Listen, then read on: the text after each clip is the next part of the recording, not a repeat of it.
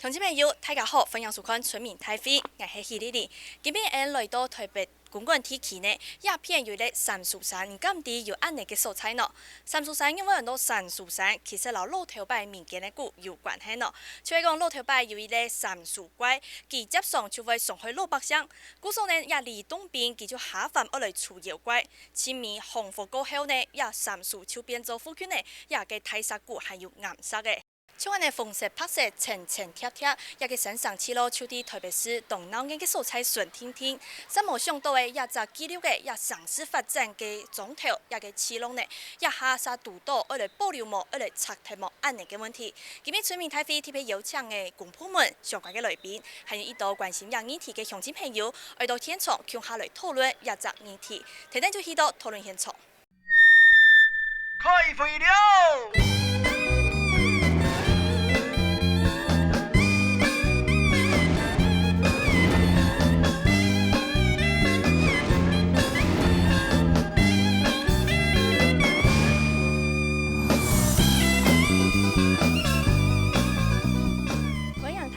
兩條來到討論嘅現場哦，今晡日呢，來到特別是按繁榮嘅素材，唔啲冇啲公館嘅風嘅度呢，也西風嘅地度有咧杉樹山，大家今晡日叫下來討論一杉樹山嘅未來，聽聽為大家小嘅今晡嘅特別來賓，第一位為大家小嘅係台北市政府文化局副局長田富，你好。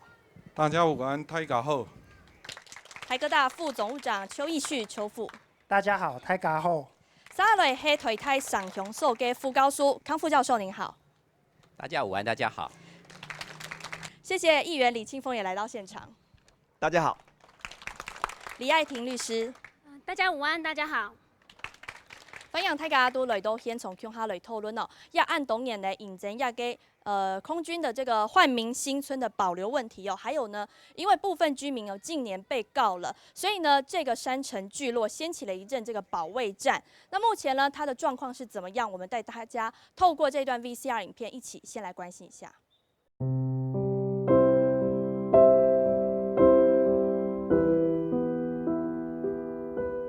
在蟾蜍山的组成里面，刚刚讲到日治时期，这边是农业试验所宿舍。那再往后走，就走到就是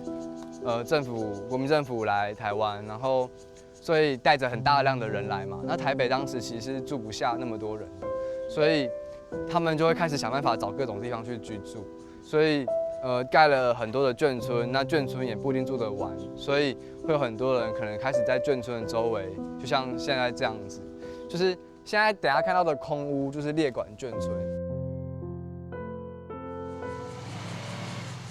喺台大公館順風嘅陰公嘅杉布羅山，也是比變成一座深層嘅總頭。第二本書嘅係農業試驗所嘅所在地。國民政府來台灣以後，改做農業改良場、雷塔站也到，嘛係戰爭過後無奈何落出嘅移民故事嘅所在，係令人有捐建、原住民韓國行人。客家人哦，以前他在這邊有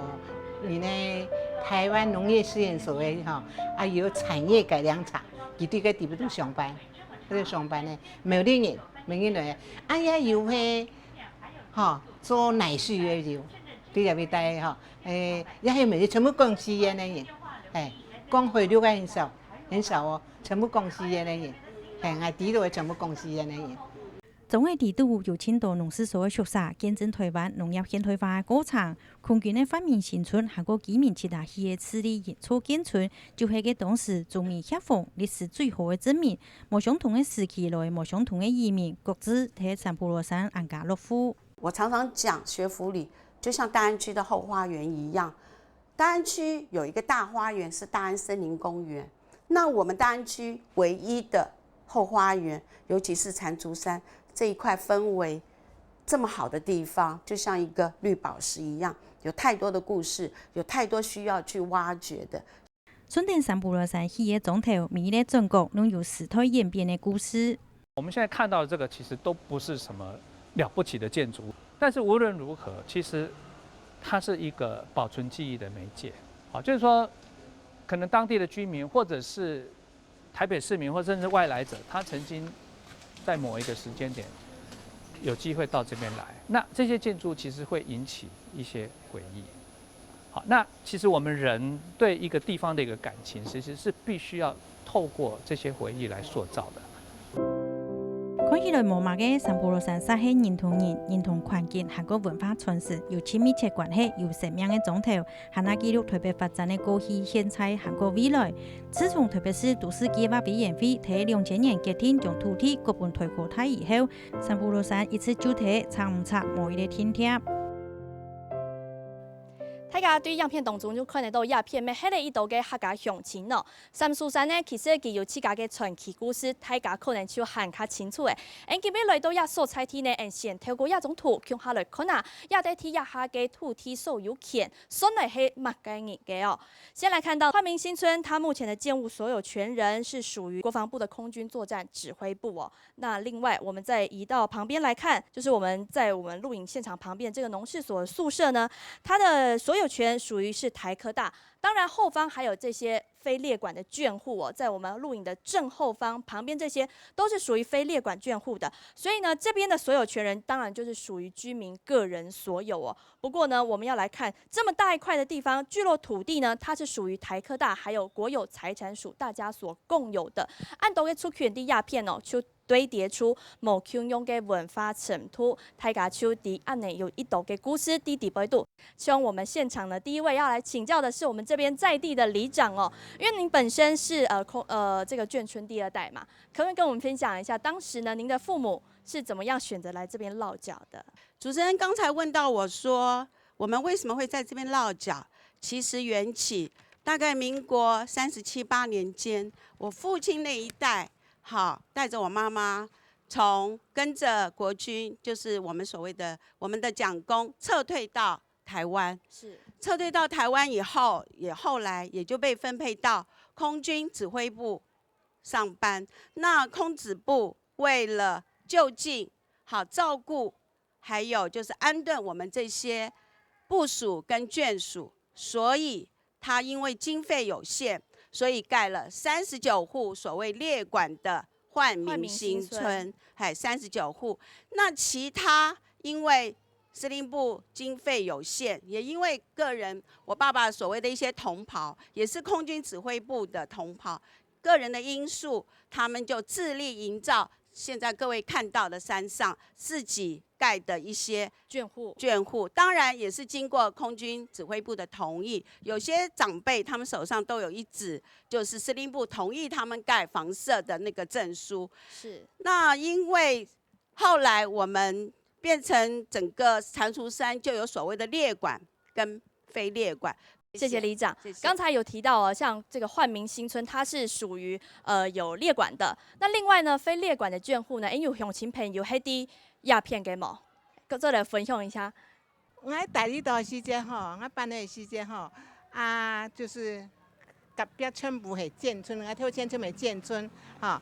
我成员全部里头出世，吼，全部里头出世，个成员吼，全部了建村的成员吼，穷下了。谁是穷下了？那时候50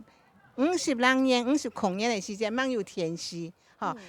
都我们有推时有天时些，大家蛮有天时哦，成员全部去嗰度看，现在不看有天时，记得冇天时哦，全部人嚟看，哦，跟建村哦，他们打在一片，感情很好，感情很好，打在一片。不过大家嘅这些时间哦，都过得这么快乐哈。很好，当好，系啊。刚下太近呢，没有讲到哦，大家细细时间呢，就睇鸦片睇嘅，现从没有啲鸦片细细乡亲哦，记鸦片迄个长久的头摆嘅童年时节很用的喏。我们小时候都唱过一首儿歌，叫《我家门前有小河，后面有山坡》。每次唱到这首歌，我都觉得好像是为我们这边量身定做的。每一句歌词，我都可以在这座山、这个土地找到它的脚印。那小时候呢，我们常常在前面这个刘公郡还没补平的时候，我们常在里面抓鱼抓虾，甚至于天气热就在里面游泳，这是一个很美好的记忆。好，大家的童年这么样的开心，还有呢，这个蟾蜍山它对这么多人来讲这么样的重要。我们现在呢有非常多的组织团体、艺文人士呢也纷纷发起哦，大家一起来关注这个地方，甚至在它现在面临一个眷村保卫战的时候，大家要唤起所有人的重视。所以呢，这边有一个好蟾蜍的组织呢，我们欢迎您也一起跟我们分享一下，您怎么看待蟾蜍山这里的历史地位呢？蟾蜍山这边，因为它是在台北盆地的最南端，好，所以自古以来其实就是一个军事跟交通的一个很重要的位置。好，所以其实像在罗斯福路还没有开通以前，新店景美地区的人要进到台北市，那时候没有台北市，进到台北盆地，都是走我们广场旁边的古道，就是那一条旁边的路。对，现在也还在。好，那蟾蜍山它也是刘公俊流进台北盆地的第一站。好，所以日本人来台湾的时候，就把这个地方选作那个时候唯一一个农业试验所的所在地。那对整个台湾农业的现代化其实有很大的一个发展。对，那后来战后美军来协防台湾之后，这边变成了是一个指挥台海领空的一个最重要的军事基地，指挥所。所以后来也衍生出一个现在看起来很独特的一个3层的眷村。好，那我们是觉得说，这样子的一个地方，因为早年军事管制它被保存了下来。那在台北市很少有一个地方可能不到2公顷。它就同时有清朝、有日本时代、有战后，然后致力营造的历史轨迹。它其实就像一个就是时光机一样，我们可以从这边看到整个台北市几百年来的发展，我们是觉得是很不容易的。是，刚刚讲到了，差不多在清朝时候呢，这边它是一个新店往返公馆，贸易要在这边做生意呢，要进进出出台北盆地非常的一个重要的地方哦，所以在交通上它是占有一席之地的。再来，随着时间慢慢的演进，20世纪初的时候，当时的政府呢，它是工业日本、农业台湾这样子的政策之下呢，它就成立了这个农事所，还有蚕改场。所以像刚才呢先生说到的，这边地方它是一个见证台湾农业现代化非常关键的所在地。再来呢，我们再随着时间，1950年，所以在韩战结束之后呢，田登亚跟美國方面哦，其實來到台灣鴉片哦，成立嘅空軍指揮嘅作戰期，故所呢，亞嘅素材未做得看得出鴉片係中美協防當重要嘅素材，等等就順後尾要動到嘅建村成立起來嘅，大家喺啲鴉片，故所就會變做大家亞下看到嘅亞嘅山上七樓鴉片哦。像康老師，您有在針對這個地方調查，這個地方它這麼重要，不同於其他台北市聚落重要性在哪裡？它有什麼價值？我們很少在台灣的聚落研究看到一個因為軍事的保護而有一個比較完整的生態伴隨着衍生的一個狀態，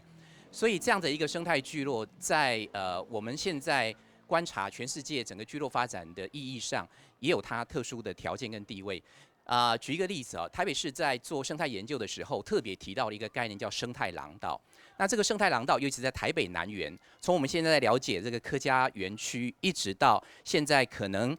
我們從嘉禾新村一路繞到寶藏岩，沿着新店溪再接過來，就是台北市盆地南園的蟾蜍山。這個生態廊道是有非常豐富的物種。其實在我們的研究過程當中，我們還發現了白鼻心、山羌的足跡。文化當中比較從娛樂事業，我們看到張飛、費玉清從這邊長大的。我們從作家張萬康今天也在場，我們看到侯孝賢在這邊拍片，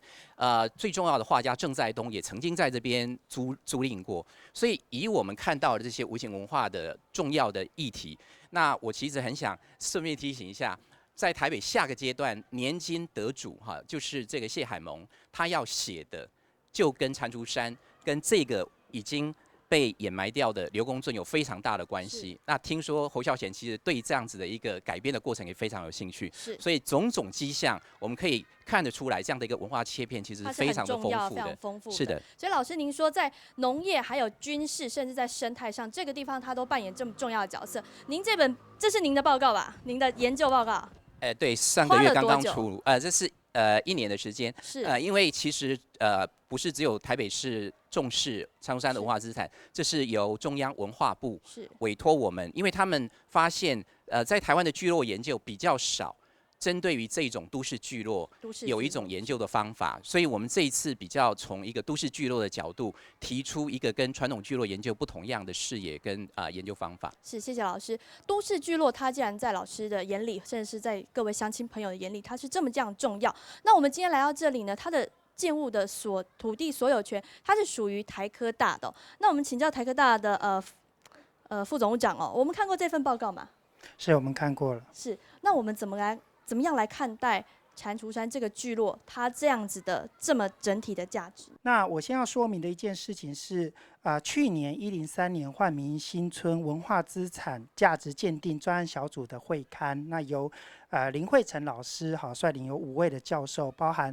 李乾朗、郭琼英等等的教授，他们有做了一个结论就是虽然5位教授一致决议说煥民新村不具保存的价值，但是我们还是非常愿意主动依照这个委员的建议我们会朝向影像保存还有生态规划这样子的方向来努力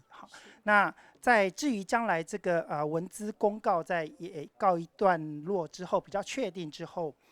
台科大会着手成立一个公馆校区蟾蜍山文化景观的相关的筹设的机制。那我们会纳入校园规划的这个专才的学者，会邀请行政单位的代表，然后教师的代表以及学生意见的代表等等，作为一个沟通整体规划的一个基础的平台。那我们也会有一个公开跟讨论的一个过程会有公听会，还有座谈会等等的机制。那广纳意见之后，会提出一个比较完整跟规划的一个方向跟策略。那所以副董事长，我们是这样说，现在目前看到这些不会拆除了，对吧？是这样。这个我先说明一下那在符合校内的教学活动还有师生生活之外，我们会重视目前这个环境生态的一个问题跟挑战。那当然也包含现况居民居住的这个事实，这个会一并作为考量跟对应。那当然您所说的这个也在选项当中，这个绝对我们会正视的，而且会很正面的去思考这件事情。谢谢副董事长那但是它到底未来究竟如何呢？似乎现在还是一个未定之天、未知数那既然它属于台北市那不知道文化局怎么样看待这个聚落呢？刚总务长说，当初5位老师来现勘，为什么都表示没有价值？那我要说明的是，他表示的没有价值是说，没有历史建筑的价值，没有历史建筑的价值，是说它没有那种富丽堂皇的历史建筑吗？在文化资产的类项里面，在台湾分成7个类项，那7个类项里面，从古迹、历史建筑一直下来，那我们今天把它定成叫文化景观。那各位其实抬头看很清楚，那最后这边为什么还能够用一个名称把它保留下来？其实就是各位看到的。蟾蜍山跟蟾蜍山下居民的生活，那以这样一个形态去定名的时候我们在文资审议大会上有一个翻案就是现勘委员表示的历史聚落，在这样的一个现勘状况下被突破成文化景观。那它跟其他眷村保存就不太一样了也要跟康老师讲我们看到可能嘉禾新村它叫历史建筑，最后留3栋。你如果要把那个眷村指定成历史建筑，最后可能的条件是留3栋。那中兴新村，它是全区保存，叫做聚落。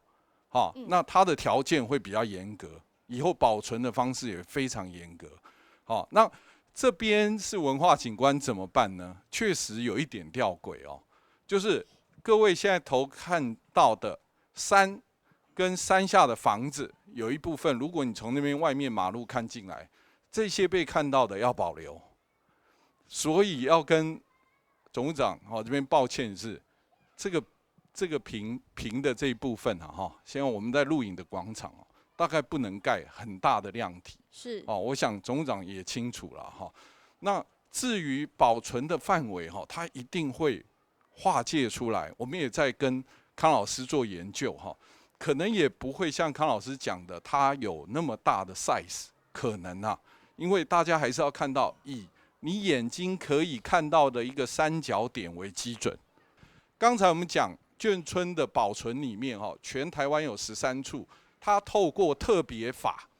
也就是它的土地可以容移、可以调派出去以后，它会纳入眷改基金。可是台科大这一块不行。它不在13处之一所以都要台科大买单吗？所以大家要不要一起帮他想办法那我们要请教议员了，像您这样长期关心这个聚落的议题，这样子的老眷村、老聚落有没有保存的必要呢？您怎么看？我知道现在大家面临的有诉讼的问题，哦，那它可能是一个比较没有想象力的方法。而在这里面，虽然煥民新村的建筑物本身不是历史建筑，可是副局长提到过，现在因为已经被认定是文化景观，如果是讨论文化景观的这个划定范围，会比走这个法律诉讼来的更有想象力哈。我举例来讲，既然我们面临这样的挑战，那台科大本身其实也有相关的建筑或者是设计的学系。那么不管从文化的部分来看，从聚落的角度来看，从建筑的角度来看，甚至从共同空间的使用来看，都是一个挑战，也可能形成学校未来发展的一个特色。同理，如果站在我是民意代表来看，文化局未来将做一个幕僚单位，做一个行政单位来协助文资委员去做审议的过程，该怎么画，也必须去考量到，在认定文化资产的价值的时候，显然不是去看这个坡度的平坦与否，是不是可以开发也好，还是必须要看这一个文化景观或者聚落它可能发展的潜力，才去认定它划设范围的主要依据。那这两方有没有可能找到平衡点或共同对话的可能性？这个我是觉得很需要大家一起来帮忙啦，包括我们现在已经在村子里面的朋友们，不管是年长的长者或年轻朋友，还有各界共同来讨论的。像康老师您说，这个侯导他也曾经在这里取景拍摄过《尼罗河女儿》，观众朋友你曾经看过吗？我们欢迎资深电影人呢王耿瑜一起跟我们分享。当时这个已经28年过去了，28年前来这里拍摄，有所不同吗？在民国76年的时候，曾经跟侯孝贤导演在这个地方，就是号称小9份的这个蟾蜍山拍摄主场景在这儿。其实已经拆掉了一些房子了。好，我们在2年前，我们也跟侯导，然后以及一票工作人员，我们又再回到这个场景，然后去找寻，当年是哪个地方？其实我们就在整个山头上，在那边走来走去，找到了吗？后来终于还是找到了。所以我觉得，就说。然后我们还记得那个时候侯导就讲了一个故事，说我们就是因为在这边拍片，然后那时候是他才听到阿公李天禄说，当年他在日据时代，就是在这个山头的山洞里头去挖掘的时候，他是监工，所以就是这个故事会层层叠叠的，会有这样子一个历史脉络一路往下走，然后而这些故事就串成了，就是开始有了小说，有了电影，有了戏剧。我觉得其实这个地方就会因为这些故事而会变得有意思。是，谢谢。这个地方到底要怎么样才会继续被大家记得，不会被遗忘呢？现在呢，这个山城眷村里面掀起了一股保卫战，大家在争什么呢？相信今天也是我们讨论的重点哦。我们先透过 VCR 一起来关心一下这一场山城保卫战。你我皆凡人，身在人世间，终日奔波苦，一刻不得闲。边喺公共嘅空嘅當中，三浦路山係鬧氣當中嘅室外陶冶，每位老人家熱頭髮相當嘅娛樂色彩，一出無萬年第一點前嘅山上，山因為台灣科技太好，而擴大教研嘅面積，山要面對長長嘅命運，本人但就係他提嘅人非常嘅無奈何。台科大要趕我走，我都不理他。我也想老死在這個屋子裡面。現在老了，公家用不做了，所以沒有用的代價了，就是一句話。現在我們退伍後，公家不管，什麼都不管了。其實應該這樣子說，60年前我剛滿月，我就搬到蟾蜍山腳下。那換句話說，經過一甲子，我幾乎沒有離開過這個地方，所以所有蟾蜍山的人事物，還有一草一木，我都非常的有感情，也非常的熟悉。台科大安順嘅教研面積大約係2.3公頃，三浦路山嘅總嘅當中，發明新村39戶，市里現厝嘅建村56戶，農業試驗單位12戶，攏包含喺地背。一下除咗發明新村已經有所採好故事以外，其他人家攏可能面對拆台嘅命運。我們都有那個公文下來，就是我們有要求說，你要把我們趕走的話，要這塊地的話，你要給我們先蓋房子。他答應哦，答應，結果你看。这几年来了也没有下文，也没有下文啦。唔但只案子冇結果，2年前學校開始過三浦羅山各平嘅地方嘅人家，要求今年我差不多萬土地9萬不同嘅地理。民國37年，到改良場來，那我是文書打字的做了27年9個月，退休，大概是民國65年的時候退的。我現在80幾歲了，那能夠給我安置，那沒有辦法安置的，給我做到終老。就是台科大目前為止，我們並沒有要有這樣新建大樓的打算，而是把當地的房屋按照他們的現況，然後設法給它活用活化。那我想這一點是當地居民是應該可以這個釋懷的，不需要擔心這個事情。居民想要提下，喺道路推高台嘛講，也下無起太流嘅計劃。如果推高台一生大數嘅，才有再過松樹，本地方嘅居民面無嘅。特別市政府雖然已經將三浦羅山登錄做文化景觀，也唔係三浦羅山就唔是差嘅咩，也下含啲。蟾蜍山聚落现在面临什么样的问题呢？我们从这张图继续来看哦。最具争议的是哪一些地方呢？其实就是前半段的这个农事所的宿舍，目前有10户居民还是在这边。另外呢，还有这个我们录影后方直接看到这个非列管眷户，大概是55、56户的地方哦。现在这边是最具争议，所以呢，未来是怎么样不知道。刚才我们影片当中看到有郑婆婆呢，她现在是面临诉讼的阶段。郑婆婆当时呢，我们就住在这边。那我刚才看到大概有39户，还有农业试验所10户。那我包括我这户都根本农业改良场就没有放在里面去了，没有算，没有，我看到，所以我觉得说这次也是给我们台科大提告出来。提告的原因是什么呢？我也不清楚，我可能问现场。我们这个什么时候发生的事？大概有2年前，他是叫我房子拆除还地，所以我都一直住在这个地方，相当的有感情。听到台科大要赶我的时候，我真的第一夜都没有办法睡觉，心实在很难过，真的4个，我现在最小的孙子都有高中2年级，最小的孙子刚那是还有1岁多。你像我住在这个是不是很有感情？所以，我大概他这样子，就是要告我干了，就是我一户，我心里感觉心很痛，很难过。现在呢，就像郑婆婆她所面临的突然呢面对诉讼的，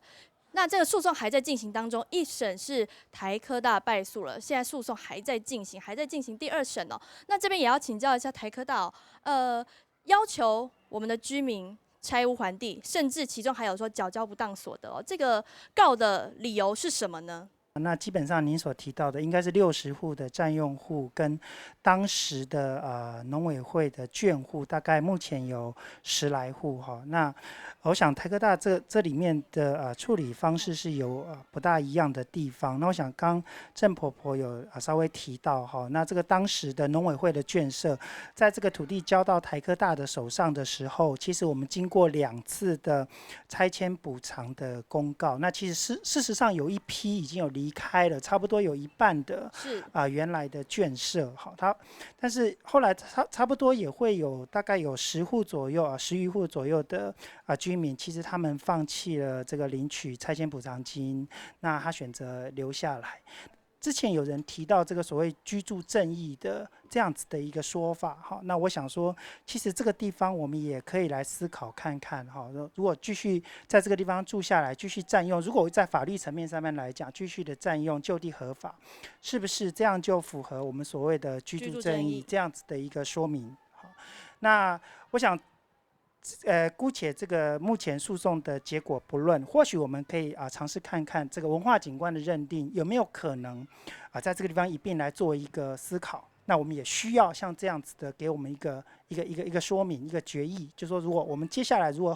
后续如何去处理原来住在这块土地上面的这些居民，在文化景观认定之后，他有没有可能一并在这个地方做一个协调，或者是做一个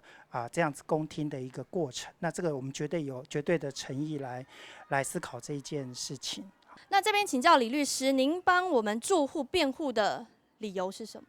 我这边的话，我是从阿嬷在第1审的时候就开始打这个官司，然后我们这个案子的话，其实阿嬷跟跟这个房子之间的关系，除了原来的使用借贷契约关系之外，主要有两个部分。第一个部分是那个当初在89年的时候那个都市计划个案变更的部分。那个都市计划个案变更呢，它其实把那个安置的对象、跟安置的地方、跟预算其实都写得很清楚。然后在做成那一个都市计划个案变更之前，其实开了好几次的那个专案小组的会议。那3次的专案小组会议，其实整个讨论的重心都在于说，到底要如何安置这一些有违建户跟合法的眷户这些部分。那所以其实我觉得从那个都市计划里面，其实已经可以很确定的来说，其实台科大它是有意愿要去安置的。那除此，这是从公法的角度来看。那另外就是从司法的角度来看，其实当初台科大它其实有跟一些居民代表签订一个居民安置居民协议书。那从司法角度来看，其实台科大也是承诺说，在他没有提供一个具体的先安置好，才会做后续的动作。对，就是你要安置好之后，你才可以让他们去搬走，然后他们才可以进行他们开发跟拆迁的动作。是，好，谢谢哦。开放现场是不是有青年朋友要一起分享您的看法？我对这边的整个气氛，我觉得非常印象深刻。这么多种不一样时空背景，然后不一样历史背景、不一样身份背景的人聚集在一个地方，然后用这样子很朴实、很符合就是地方特色的方式生活下来。其实我觉得这是台湾很大的一个特色。当初来到这个地方就发现就是从台北市，然后拐一个弯进来，就进到一个非常不一样的聚落，然后就是生态很好，然后常常可以，就是我在这边工作还跟居民不是很熟的时候，居民就会主动和我打招呼，就是在台北市很少会有这种人情的存在。然后他们还说他们就是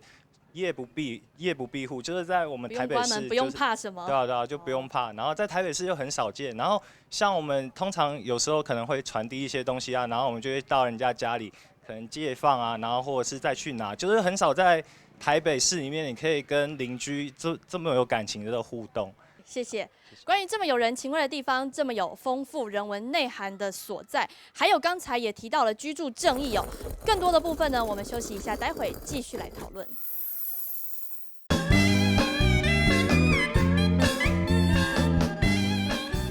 技术转都这么个现场哦。说到这边呢，一个见证台北城市发展的聚落，记录了这么多点点滴滴发展的轨迹呢，它到底应该要保留下来，还是有其他的未来呢？我们今天大家一起在这边讨论哦。那这边是不是请教康老师哦？既然刚才所说到这个地方，现在也进入行政诉讼的程序，台科大现在告旁边的这个住户，希望他们要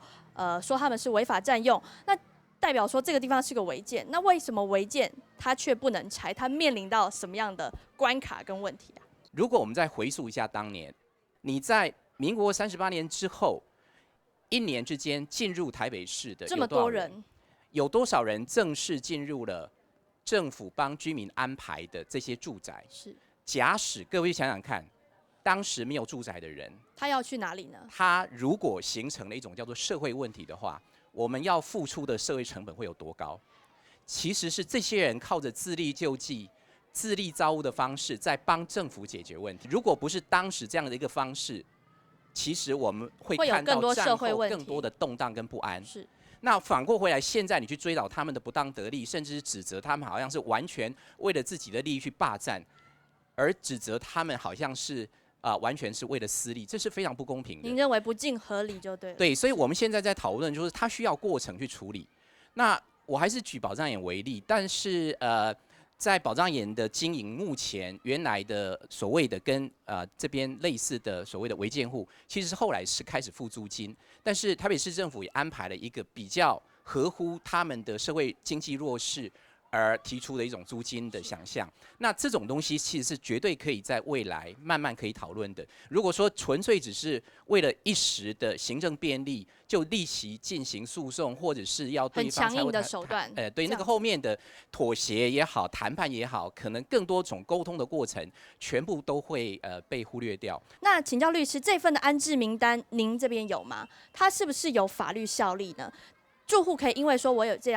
这个安置名单，所以我在里面，我现在是不是居住完全都没有问题，不会有后续一些诉讼。这边是手上是有一个就是台科大一个拨用不动产的计划书，那这个拨用不动产的计划书里面有列了170几个那个现住户的。那我们是认为说，其实从这边其实可以推测出来说，其实这些170几户应该算是有安置权利的人。那只是说，其实也许这个200户的名单当初。一个都市计划，它当初一定做过很多的调查跟一些程序才会去做的，所以我觉得这200户的名单可能散落在其他的机关里面，这个部分可能还是需要再查证。找得到的话，它会有真正的法律效力吗？行政效力？应该会有，因为它其实政府它就是类似一个行政处分，那它就是一个负有安置义务的行政处分这样子。那请教我们台科大这边有找到那一份安置名单吗？因为当初其实是分割成3个部分、3个区块，那我这边特别做一个说明。那关于违占户大概60余户的部分，是由这个先安置后开发有这样子的一个文字上面的一个描述。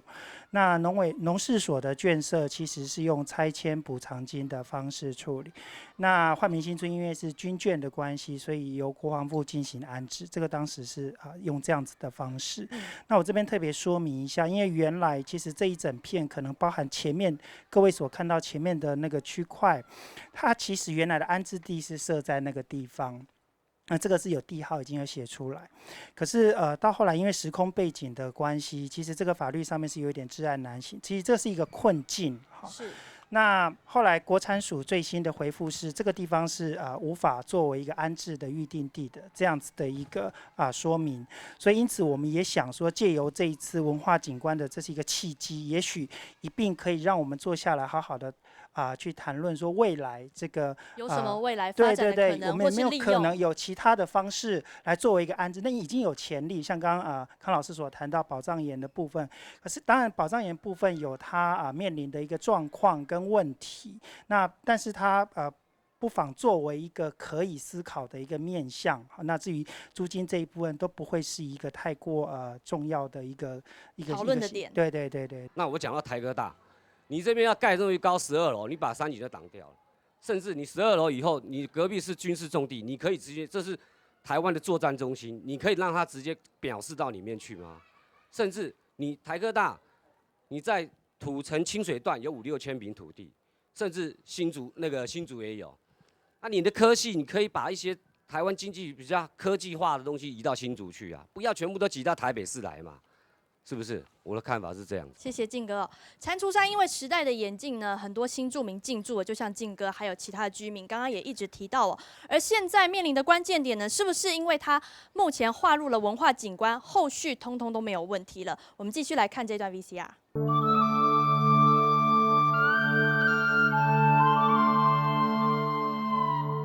三浦罗山田地农业和個原始也都冇相同嘅目的，使用嘅原來印度嘅移民。山上嘅建築，馬順田山原來因國泰，層層貼貼嘅貼出嚟台北嘅發展故事。唔過也條故事可能將會田地台國泰愛將土地收歸去，故事可能就會結束嘅。因為現在我眷村的39戶已經都人去樓空，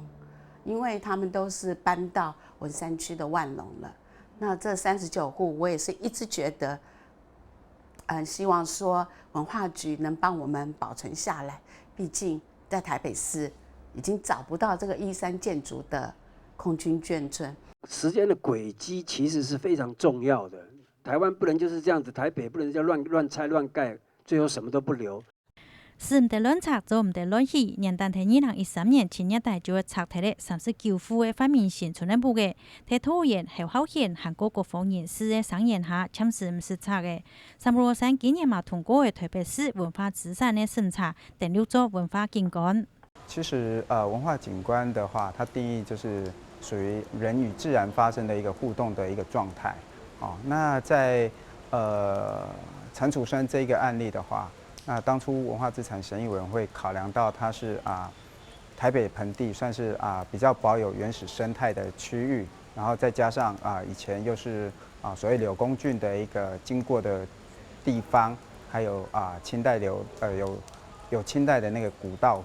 公館要通往新店的一個古道。那在這種綜合考量之下，給予了蟾蜍山這樣一個文化景觀的一個身份。就算有生态、原始、农业、契落、时态文化的主题，不过文化景观每一天就做得保喺三步落山，一下特别是文化局和某白天也可提防文化景观的实际范围，同时土地所有权人对保护其还係冇強势，未來嘅規劃利用還係有挺多嘅變化。刚才影片中，里长说到39户煥民新村的居民呢，这边已经人去楼空，他们已经获得安置了。但是现在剩下来的呢，其他居民、非列管眷户还有农事所宿舍群，他们又该怎么办呢？我们今天现场很多年轻人也来这里参加哦。对目前这件事情进行到这边，您有什么样的看法？今年5月的时候有一个协调，就是划定范围的会议。其实台科大还是在会议当中是希望是将前面这一块，就是我们前面这一区比较平坦的地方，刚才有说到比较平，包含我们现在站的这边，画出所谓的文化景观范围。那学校画出这个景观范围，还是有它的学校校舍的考量。那这样的考量，我们就觉得很吊诡的是，就是这个范围内其实就包含了所有我们刚刚讲的煥民新村，那见证了整个国防历史跟撤退来台之后的一段见证，以及更早期的日治时期的这些农事所、农改场的宿舍，它有它的历史脉络的重要性。那却是要把这一排比较重要的地方，把它弭平，或是画出所谓的文化景观的范围。那如果未来依照这边的土地限制，就是前面这个比较平坦的地方可以有12层楼的高度新建。那如果未来这里真的新建了一个12层楼的高度，其实我不太清楚前面一排高楼，那后面的文化景观到底意义何在？那像刚刚副局长有讲的，就是文化景观它其实并没有像历史建物那么限制那么高，所以它有它的使用弹性，它是一个低密度开发，你要符合地方纹理，然后依据计划书的规定去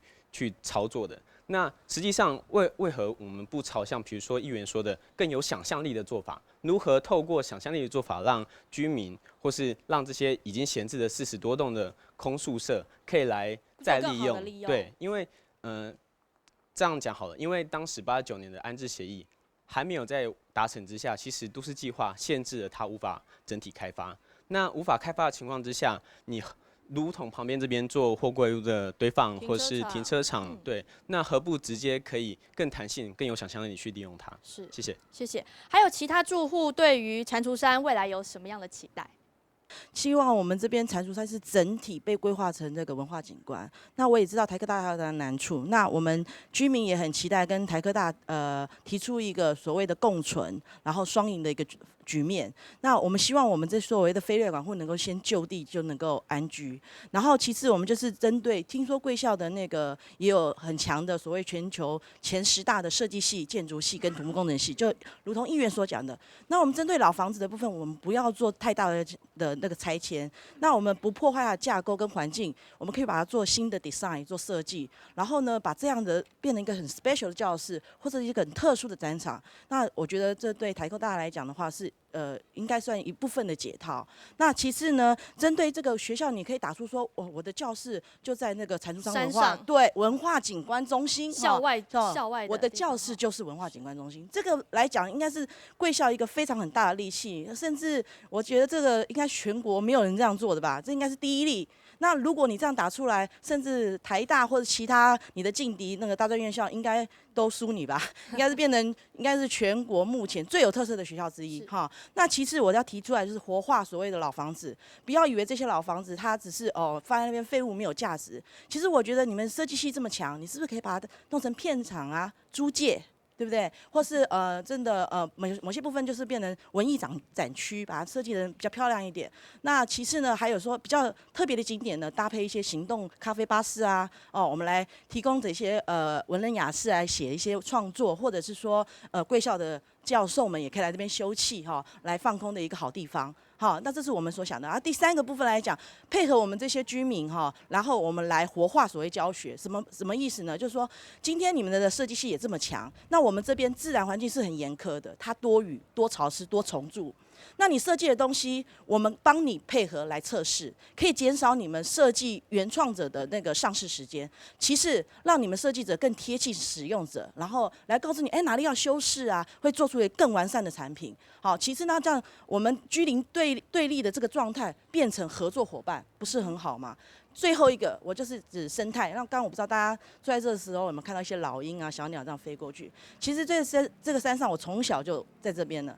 晚上呢，其实生态已经回来了，萤火虫、白鼻星，甚至其实蛇啊什么，甚至老鹰或者是台湾的蓝雀都看得到，都稀松平常。那这边来讲的话，我觉得这个是给我们下一代很好的一个大自然的探索的一个大本营。那其次来讲的话，这附近邻近的小学，甚至贵校的学生都可以来做这样的，甚至还维护这样的自然做一份的力量。那我觉得这是做教育界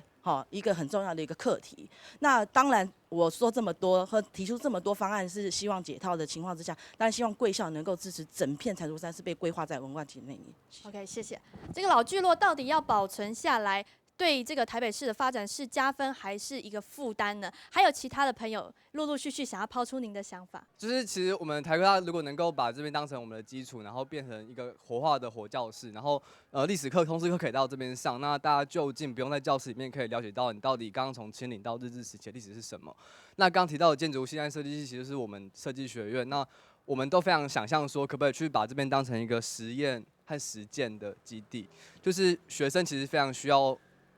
自由去使用的空间。我们全台湾现在有就是全台的老物等着我们要去尝试活化。这样讲有点夸张，可是就是我们自己像我回台中，就会有一些台中旧城的议题。那我因为参与过蟾蜍山的议题，所以我参与在台中的议题里面，就变得比较熟悉一点。那对你来说，你觉得这边的屋子你可以怎么做呢？你自己的规划是什么？其实我们很需要像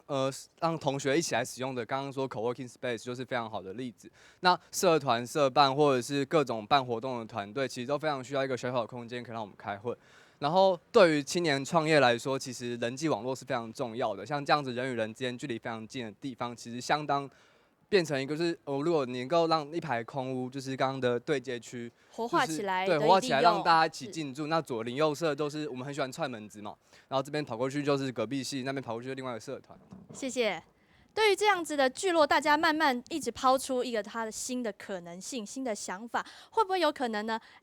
台科大这边怎么看呢？像刚刚那位同学所提到的那个12层楼，还有刚刚大哥有提到，好，那我想这里是一个讯息传达的错误，我们必须要在这样做一个说明，因为那张图不是我们画的，我们也目前没有打算，对，那我们愿意主动的承担，在这个地方承诺，台科大决定绝对会朝向低密度、低楼板的使用模式，好，绝对不会有像这样子盖大楼的一个行为，请各位务必要信任我们。在安全为前提，我们会朝向人文跟生态方面来做一个规划。那我自己提出是一个叫真实存在的这样子的一个概念，哈，就是我们要回到人跟活动作为一个主体，好，用人来活动作为一个主体。那我可能不会太去强调那种装饰性的或情境性这种打卡的这种片场布景这样子的一个做法。好，那我们需要把同学把师生带到这个地方来，那当然也包含了现有的这个居民。我想刚那位小姐讲得非常好，就是说大概全球找不到一个校园可以跟既有的社区共存的这样子的一个机会，所以这会是一个进入百大的一个加分点，我们的一个契机。好，那我们有想到说，可能未来配合技职再造，可能有一些工厂实作，像台科大非常强调这一点。好，那也可能有生态的农场，类似像这样子的一个概念，鱼菜共生。好，然后我们有很多这公益性的学生社团，好像刚刚奕成有谈到的，还有一些通识的服务性的课程。那想这里是一个比较老化的一个社区，其实我们很多服务的工作是可以让年轻人新的活力注入到这个地方，去交融激荡出一个比较好的一个新的一个模式。那在这个地方，我必须要跟各位做一个这样子的一个说明，也请各位务必了解。那像刚刚所提到，也给我们一些支持跟协助，好不好？谢谢。那康老师您怎么看呢？大家一直抛出它未来可以怎么样更有想象，那现在因为这个文化景观的范围还没有划定出来，您怎么看待说到底要划哪里？哪里要划进来，哪里不要划呢？我们现在当然要面对文化景观的划定，会有几个议题。那有些时候大家在讨论说，景观为什么要画如此之大？所谓画大的意思呢，其实会有几个考量。第一个是说，假使我们现在站在生态的角度，举例，在后面其实会有所谓的跟殡葬有关的地区。那殡葬它可能在土地使用上有一种盖法叫做盖灵骨塔，但是因为我们在做生态研究的时候，发现它是很多栖息生物的一些路径。是。那我们划进来，其实并不是说要把更多的责任交给文化局，而是说它将来即便要做任何的变更，其实是需要经过文资的审议。当我们把这些保存的内容提出来的时候，其实是让文资委员更有依据来做一些判决。那我们也希望说，除了生态之外，包含未来警政署的一块地，那他们即将在5年之后会迁出。那些地方其实很少人知道。那我们老实说，进去看这个现在所谓的军房，你也可以看到长寿山在民防上面的很重要的一个位阶。那他们包括很多重要的这些雷达，等到他们5年迁走之后，到底是不是又面对着全部又被拆除的命运？那我们现在在划定这些的时候，其实会有一些考量，主要就是说，我一直认为所有的公家单位帮我们国家在代管土地，包含国产署、包含大学，这些土地是所有人民共有的，不是说我现在在代管，它很像变成我私有，连一个政府都只是在帮我们代管。到有一天我们发现，譬如说在大安森林公园旁边有一些国防部的地，突然现在卖出去1坪300万的时候，请别人代管的时候，那我们就要思考这个代管者为什么可以这样处分我们的公有土地。我举一个例子，可能很少人知道，蟾蜍山是在日治时期研究兰花最重要的基地，它有很多的兰花种子，站在生态的角度，它还可能潜伏在山里面的一些土地里头。这个东西跟林务局大量植林的做法可能会很不一样。那我们是希望说，因为长期被军事保护，所以很少有生态研究者可以进得去。保护的很好的。没错，就是我们基本上要做生态研究，也都不被允许能够到山里头去。可是当我们拿到了一些档案跟照片，看到了那些山羌的足迹、白鼻心的粪便等等，那我们才会觉得，其实还有很多事情在将来在这个文化景观里面是可以更深度的来讨论的。那当然，最主要就是聚落旁边的刘公圳，我们很希望有一天它可以复原。大家就想象我们前面这个地方是一个蓝带的开端。台北市，我其实非常清楚，在未来会从台大内的刘公圳，慢慢再把水引到新生南路，甚至有机会接到我们的大安森林公园。想象这个未来南方的新蓝带产生的时候，很可能的源头可以从这个地方的刘公圳开始，因为台大现在的那2个水池其实打地下水是非常不好的做法。那我们可以把这个地方的活水引进台大，再从台大出去，一路到大安森林公园。这个画面其实我觉得比什么首尔的氢气窗还要更厉害，因为这是真实的水。那这样子的一个水域从这边出去的时候，蟾蜍山几乎就是整个水脉的龙头。那这个是我们要非常珍视的一个生态资源。是，谢谢副教授哦。文化景观的范围是不是先画大了再说呢？这后续都好谈。还有说像这个学校人文聚落有没有办法共生共存呢？文化局今天我们节目进行到后面哦，您怎么看？我觉得文化景观在现在蟾蜍山画的范围里面也好哈，或是用这个名词也好，应该是目前的一个策略跟方法。好。那目前其实刚刚很多居民提到了，他先希望他的记忆能够下来，那有一些是希望他自己能够保有他住的房子，所以我刚说所谓的策略就是以时间换取空间。他在跟台科大谈这个问题嘛，当然康老师想的比我们想的更远，那我就要问居民一个问题：你们真的愿意留下来爱这里一辈子，甚至3代吗？那就要做社区营造咯，那你们就要永远照顾这里咯。那包括你们未来都要跟台科大想出一个方法不可以全部赖给台科大好不好？那在这个范围内，这个想象内，分期分区达成大家的共识，那是我最后的一点请求，为台科大请求，也为真的我们要去做一个理想的事情请求，好不好？谢谢田副那最后请教议员在我们未来在各方怎么样去居中协调呢？大家慢慢的抛出新的可能，有没有未来要继续跟这个山城聚落继续共生共存呢？从画设的范围部分，当然现在刚副局长讲得很好，它是在从时间发展的过程来看，它是一个策略，是我们面对这一个空间未来何去何从的一个策略。当然从空间尺度来看我们从最小的、最核心的跟最大来看，最小是我当然是建议这个聚落是一定要保存，因为它基本就是刚刚大家想象里面的很重要的一个核心，不管是你要作为基地，要作为教室，要作为社区营造，要作为一个创业的 hub， 都是一个很重要的部分。第二个，从大尺度来看，从生态的意义也罢，或者是过去遗迹的这些保留也罢，当然它会造成维管的压力，就是维护管理上的压力，没有错，我们必须去面对它。所以这个时候，政府的资源、学校的投入跟社区，当然包括议会的支持，就很重要了。我希望这个事情有一个好的发展，能够让台科大、让蟾蜍山这边的聚落，还有公部门的文化资产保存，都能够得到多赢的一个发展。今天呢，大家也在这里抛出了更多的想象力，未来它会怎么样？相信大家并很加期待哦。非常感谢乡亲朋友今日下来参加哦，还有呢，很多嘅想法，欢迎大家去到社区网站留言，下来讨论。下个礼拜请继续收听嘅村民台飞，再飞。